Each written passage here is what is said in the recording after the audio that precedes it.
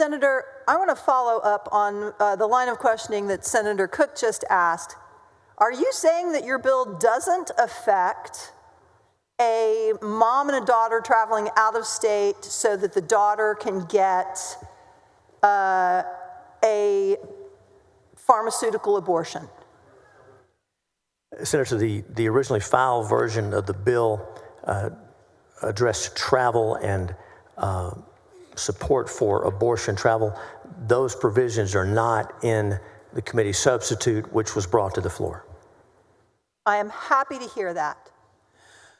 So if a college student gets a medical abortion pill or 2 doses and brings it back to Texas and gives it to a friend, then that student who brought it back to Texas and gave it to a friend is liable under your bill, correct? And under this bill, the friend or the father of the child could bring a claim. That's right. Just wanted to have clarity on that. Can you tell me who wrote this bill? Well, Senator, the Legislative Council helped us with this. We had a number of lawyers providing input on it. A lot of things were taken in, a lot of things were put out. A number of pro-life groups contributed to this. The Human Coalition, Texas Right to Life, their lawyers. We also ran various provisions by lawyers in the governor's office, and then lawyers on my staff as well who have experience in civil litigation and products liability. There's a whole bunch of lawyers, and then some interest groups, not necessarily lawyers, were involved in this as well. Okay. So there's 3 ways to sue under your bill: strict liability for distribution where there's death or personal injury, qui tam, and AG parens patriae. That's right, Senator. And as you know, even the AG parens patriae is a civil action, not a criminal one. But that's correct. So under the strict liability for death or personal injury, other than the mom or dad, who else would have standing? And really, Senator Johnson went over this. I just want to make sure I understand. Who else has standing? So for the wrongful death portion of the bill, the parents, unless, of course, the father was a rapist, the father who impregnates a mom through sexual assault has no standing to do anything, has no rights under this bill. Other than that, the parents could bring that wrongful death claim, not unlike a wrongful death claim in the Civil Practice and Remedies Code, but it's not identical. This is over in the heartbeat law section, as you know, in the Health and Safety Code. And then the qui tam standing, of course, as you know, qui tam is brought on behalf of the state. Let's stick with the personal injury wrongful death for a moment. Okay, go ahead. So for wrongful death, the standing is with the parents, but if the father has been convicted of sexual assault, correct? If the father committed sexual assault, forgive me, if it's a rape that caused... They have to have been convicted, correct? I don't believe that. No, Senator, I don't believe that's right. Let's look at the exact wording. There's nothing about a conviction. Nothing about a conviction. That's not required. So what's the standard of proof to show that they don't have standing? Well, Senator, this is civil liability. If in an unspeakable situation like that where a rapist had done that and then tried to bring suit, obviously there'd be a lot of evidence against him. Again, that provision is there just, we did this. This was also in the heartbeat law. It was made very clear that a rapist has no standing, no protection, no rights of any kind under Texas law. I agree with you. It's in the heartbeat law as well. And as in the heartbeat law, it requires the defendant to move for dismissal and prove up that the plaintiff doesn't have standing because they assaulted the pregnant person, correct? Senator, that is not in the statute. I want to get the exact language to make sure we hear, but that is not presented in the statute in that way. It's not presented as a defense. It is the fact that a cause of action does not exist. It's void ab initio It does not exist for a rapist. But how would the defendant protect themselves against an individual who had perpetrated rape? I mean, how does a party defend themselves against a plaintiff who is a rapist? Senator, it's the plaintiff that must prove the cause of action. As you know, the defendant's not required to disprove it. So in this case, the burden is on the plaintiff who's bringing the case. So the plaintiff has to affirmatively declare, I am not a rapist. I was looking for the right page. Please repeat that, Senator. I apologize. So the plaintiff has to affirmatively declare, I am not a rapist? Senator, there's no cause of action for a rapist. And as you know, in civil law, in civil litigation, the plaintiff has to plead their case. If I would think that anyone going forward filing a lawsuit would be wise to make that in their petition. But the other party cannot challenge standing. There's no methodology for the other party to challenge the standing if the plaintiff is a rapist, correct? No, Senator, that's not correct. How would they challenge it?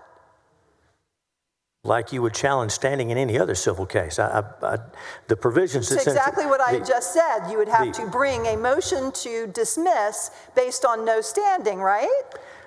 The provision Senator Johnson and I were discussing about the limitations on pre-enforcement challenges are not about the standing of the rapist father. If I'm not sure I'm following the question. I'm sorry. Help me out. I can't figure out how a party who is the defendant gets this case thrown out because the plaintiff is a rapist.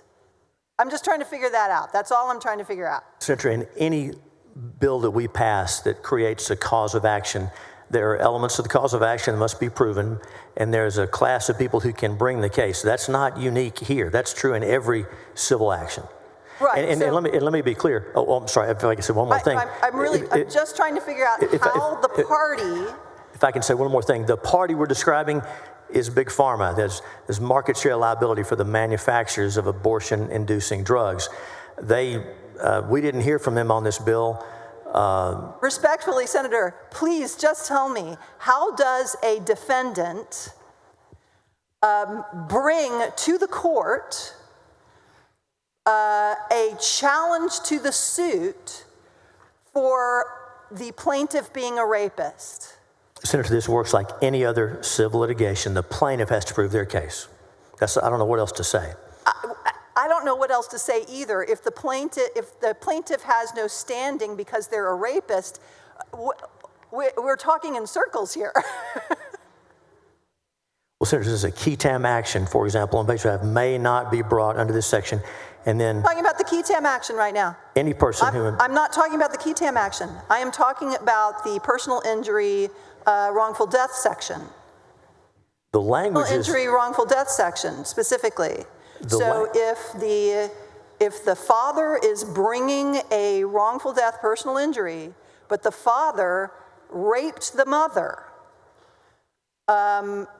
presumably there is some mechanism for the defendant to say, please dismiss this case. They can't prove it because the defendant or the plaintiff raped the woman. Senator, like any civil case, the plaintiff is the one that has to prove their case. And this is not an affirmative defense. This is not an affirmative defense. It's an element of the cause of action. They can't make an element of the cause of action. So how does the defense raise that? The plaintiff has the burden to prove their case, to prove the elements of the cause of action. As you know, the burden's on the plaintiff, not on the defendant. Okay, you've said the same thing 3 times, and I'm just going to have to take it as the answer. So next, and this is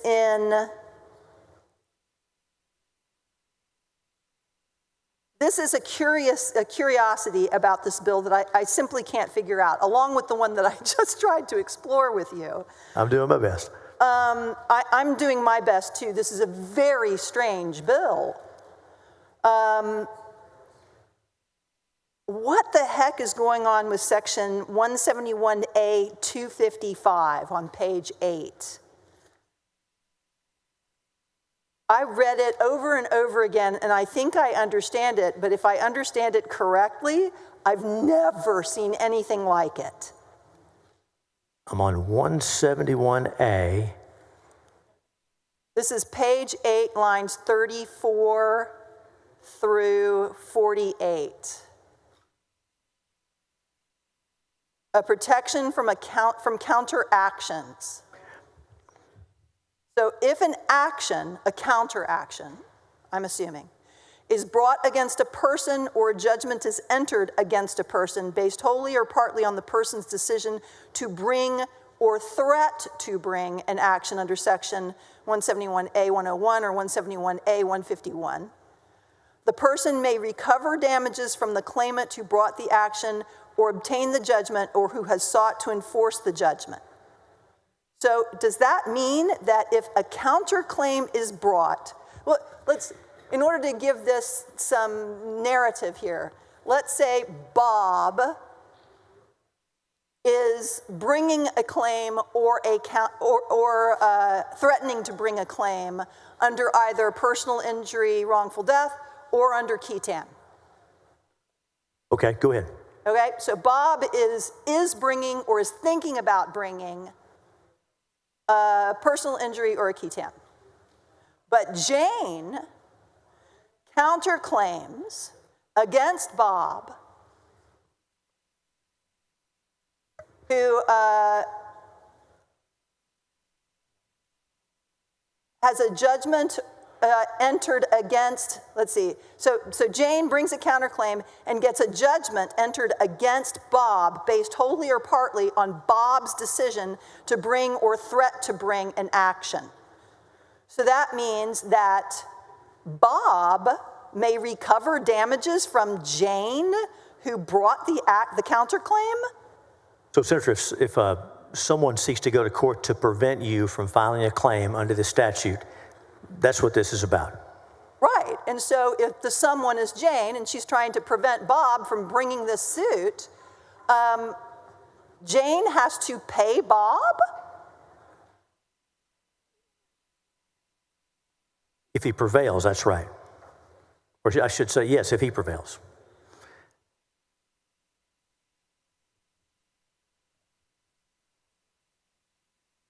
And so also, let me ask you this. So Jane wants to bring a counterclaim. Can Jane even bring a counterclaim in state court? Can Jane bring a counterclaim in state court? I suppose counterclaims would normally be brought where the case is already pending. Right. Okay, so I think the answer is yes. If Jane's counterclaim is based on the unconstitutionality, can she bring a counterclaim in state court? The provisions that Senator Johnson and I looked at before are in the context of a pre-enforcement challenge. If a claim has already been brought in state court, the court has jurisdiction because the plaintiff, by bringing the claim, conferred that jurisdiction upon the court.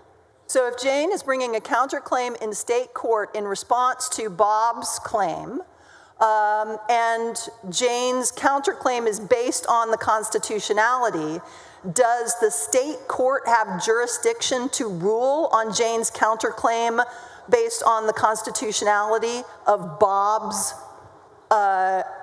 suit? I believe that's right. And Senator, in particular, Senator Johnson and I talk about shield laws. Some shield laws, like in Connecticut, authorize private civil actions against those who sue residents of those states that pass the shield laws who violate Texas abortion laws. And so this is to counteract that. That's the idea.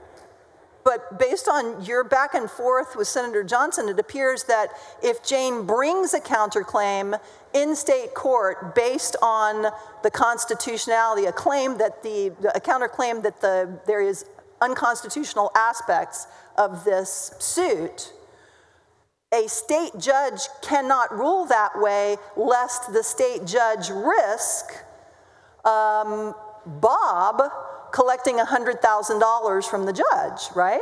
Well, Senator, those are in the context of a pre-enforcement challenge.